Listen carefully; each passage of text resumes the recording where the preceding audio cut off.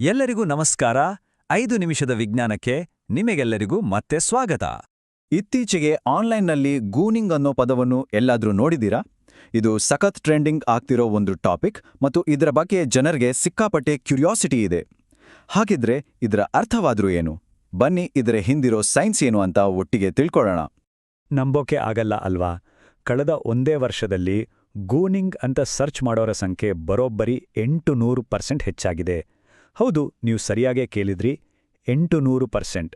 ಈ ಒಂದು ನಂಬರ್ ಸಾಕು ಈ ಟಾಪಿಕ್ ಬಗ್ಗೆ ಜನರಲ್ಲಿ ಎಷ್ಟು ಆಸಕ್ತಿ ಇದೆ ಅಂತ ಅರ್ಥ ಮಾಡ್ಕೊಳ್ಳೋಕ್ಕೆ. ಸರಿ, ಇವತ್ತು ನಾವು ಈ 5 ಮುಖ್ಯ ವಿಷಯಗಳನ್ನ ನೋಡ್ತೀವಿ.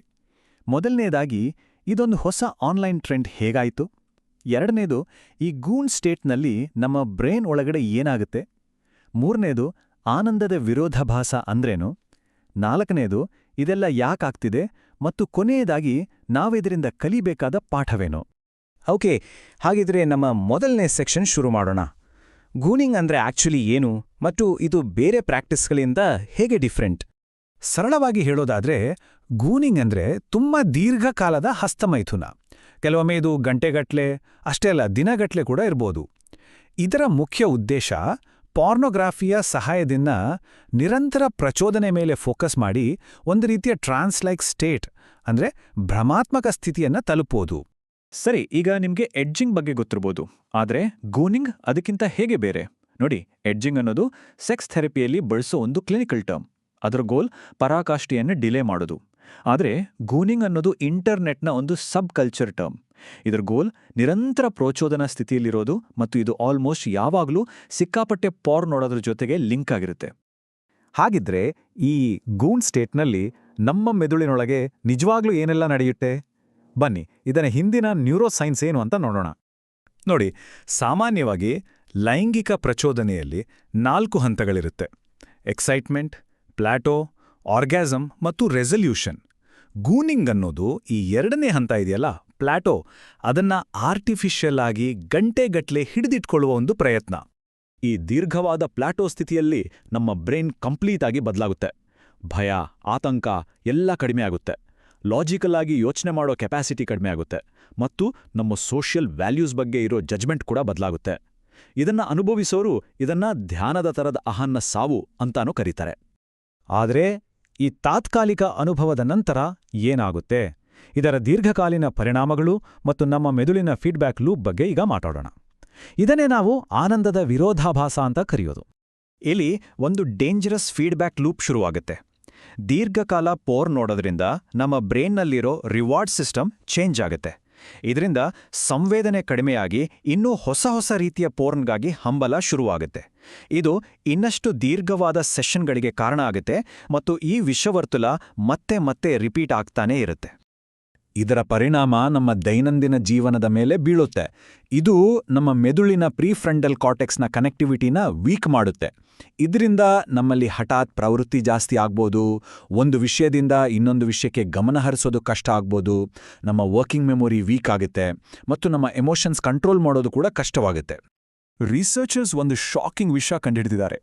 ಯಾರಿಗಾದ್ರೂ ಪಾರ್ನ್ ಅಡಿಕ್ಷನ್ ಇದೆಯಾ ಅಂತ ತಿಳ್ಕೊಳ್ಳೋಕೆ ಅವರ ಅತಿ ದೀರ್ಘವಾದ ಹಸ್ತಮೈಥುನದ ಸೆಷನ್ ಎಷ್ಟೊತ್ತು ಅಂತ ಕೇಳೋದೇ ಅತಿ ಸುಲಭವಾದ ಮಾರ್ಗವಂತೆ. ಆ ಟೈಮ್ ಹೆಚ್ಚಾದಷ್ಟು ಸಮಸ್ಯೆ ಗಂಭೀರವಾಗಿದೆ ಅಂತ ಅರ್ಥ. ಸಮಯ ಕಳೆದ ಹಾಗೆ ಈ ಅಭ್ಯಾಸ ಸುಮ್ಮನೆ ಇರೋದಿಲ್ಲ, ಇದು ತೀವ್ರ ಆಗ್ತಾ ಹೋಗುತ್ತೆ.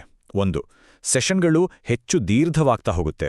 2, ಇನ್ನೂ ಹೆಚ್ಚು ಪ್ರಚೋದನಾಕಾರಿ ವಿಷಯಗಳನ್ನ ನೋಡಕ್ಕೆ ಶುರು ಮಾಡ್ತಾರೆ. ಟ್ಯಾಬ್ ಜಂಪಿಂಗ್ ಅಂದ್ರೆ ಒಂದೇ ಸಾರಿ ಹಲವು ಪಾರ್ನ್ ಟ್ಯಾಬ್ಗಳ ನಡುವೆ ಫಾಸ್ಟಾಗಿ ಸ್ವಿಚ್ ಮಾಡೋದು. ಮತ್ತು ಫೀಡಿಂಗ್ ಅಂದ್ರೆ ತಮ್ಮ ಕಮ್ಯುನಿಟಿಯಲ್ಲಿ ಬೇರೆಯವರಿಗೆ ಹೊಸ ಪಾರ್ನ್ ಲಿಂಕ್ಸ್ ಶೇರ್ ಮಾಡೋದು.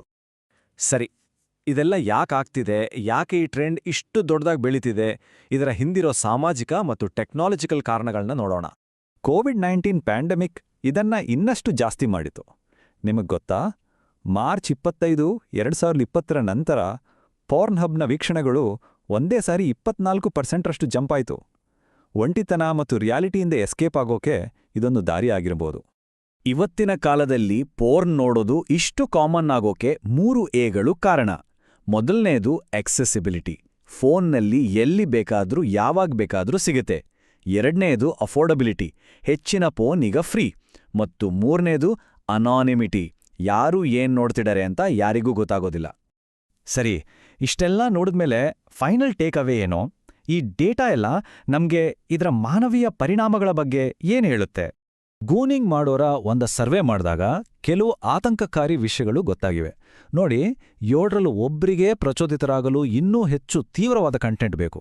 16% ಜನರಿಗೆ ಪ್ಲಾನ್ ಮಾಡದೇ ಇದ್ರೂ ಗೂನಿಂಗ್ ಮಾಡಬೇಕು ಅನ್ನೋ ಅರ್ಜಿ ಬರುತ್ತೆ. 8% ಜನರಿಗೆ ಒಮ್ಮೆ ಶುರು ಮಾಡಿದ್ರೆ ನಿಲ್ಸೋಕ್ ಕಷ್ಟ ಆಗುತ್ತೆ. ಮತ್ತು 7% ಜನರು ದೈಹಿಕ ನೋವು, ಸುಸ್ತು ಮತ್ತು ನಿಜವಾದ ಸಂಗಾತಿಯ ಮೇಲಿನ ಆಸಕ್ತಿ ಕಡಿಮೆ ಆಗಿದೆ ಅಂತ ಹೇಳಿದ್ದಾರೆ. ಅಷ್ಟೇ ಅಲ್ಲ, ಈ ದೀರ್ಘ ಸೆಷನ್ನ ನಂತರ ಆಲ್ಮೋಸ್ಟ್ ಎಲ್ಲರೂ ನಾಚಿಕೆ, ಒಂಟಿತನ, ಅಪರಾಧ ಪ್ರಜ್ಞೆ ಮತ್ತು ನಿರಾಶೆಯಂತಹ ನೆಗೆಟಿವ್ ಎಮೋಷನ್ಸ್ನ ಅನುಭವಿಸಿದ್ದಾರೆ. ಅಂದ್ರೆ ಆ ಕ್ಷಣದ ಖುಷಿಗಾಗಿ ಹುಡುತಾಟ ಶುರುವಾಗಿ ಕೊನೆಗೆ ಅದು ನೋವು, ಒಂಟಿತನದಲ್ಲೇ ಮುಗಿಯುತ್ತೆ. ಹಾಗಾದ್ರೆ ನಾವೆಲ್ಲರೂ ಯೋಚನೆ ಮಾಡಬೇಕಾದ ಪ್ರಶ್ನೆ ಇದು: ಈ ಅಲ್ಪಾವಧಿಯ ಎಸ್ಕೇಪ್ಗೋಸ್ಕರ ನಮ್ಮ ಬ್ರೇನ್, ನಮ್ಮ ಸಂಬಂಧಗಳು ಮತ್ತು ನಮ್ಮ ಒಟ್ಟಾರೆ ಆರೋಗ್ಯಕ್ಕೆ ದೀರ್ಘಕಾಲದ ಬೆಲೆ ತೆರೋದು ಸರಿನಾ? ಈ ವಿಶ್ಲೇಷಣೆ ನಿಮ್ಗೆ ಇಷ್ಟವಾಗಿದ್ರೆ ಲೈಕ್ ಬಟನ್ ಒತ್ತಿ, ಎಲ್ಲರೊಂದಿಗೆ ಹಂಚ್ಕೊಳ್ಳಿ ಮತ್ತು ಹೆಚ್ಚಿನ ವಿಷಯಗಳಿಗಾಗಿ ಸಬ್ಸ್ಕ್ರೈಬ್ ಮಾಡಿ. ನಿಮ್ಮ ಅಭಿಪ್ರಾಯಗಳನ್ನ ಕೆಳಗೆ ಕಾಮೆಂಟಲ್ಲಿ ತಿಳಿಸಿ. ನಾಳೆ ಇದೇ ಸಮಯಕ್ಕೆ ಮತ್ತೆ ಭೇಟಿಯಾಗೋಣ.